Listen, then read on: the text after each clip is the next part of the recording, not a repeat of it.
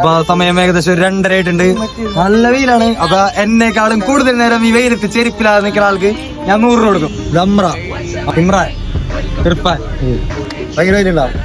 കല്ലറിഞ്ഞോളൂ. അങ്ങനെ അധികം വൈകാതെ മത്സരം സ്റ്റാർട്ട് ചെയ്തിട്ടാ. തുടങ്ങിയിട്ട് 5 മിനിറ്റ് ആയിട്ടുണ്ടാവുള്ളൂ. അപ്പത്തിനും കാല് വെക്കി പറഞ്ഞിട്ട് അമ്രന ഇർഫാൻ തള്ളി പുറത്തിട്ടാ. അങ്ങനെ അവള് പുറത്തായി. പിന്നെ ഞങ്ങൾ നിൽക്കുന്നു കുറെ നേരം നിന്ന് ആകാശത്തൊക്കെ നോക്കി നിന്ന്. പിന്നെ ഞാനും കാല് വെക്കി തോന്നുന്നു കുറച്ച്. കാല് മൊത്തം കുത്തിയിട്ടില്ല.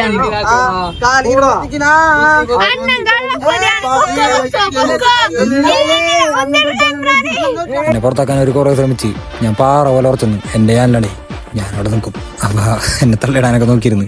പക്ഷെ നടന്നില്ല. പിന്നെ കുറച്ച് കഴിഞ്ഞപ്പോ വെയിലുണ്ട കറക്കം നിറഞ്ഞ് ഇമ്രാൻ പോയിട്ടാ.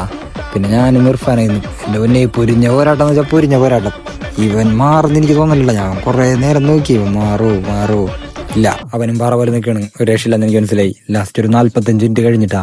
എന്നിട്ട് അങ്ങനെ തന്നെ നിൽക്കണം. ലാസ്റ്റ് ഞങ്ങൾ ഗെയിം മാറ്റി കയ്യിലൊരു കോലും കൊടുത്ത് ഏറ്റവും കൂടുതൽ നേരം മൂളി പിടിച്ചിരിക്കുന്ന ആൾ ജയിക്കുന്നതാക്കി. അപ്പോഴാണ് ഈ ഒരു കാര്യം മനസ്സിലായത്.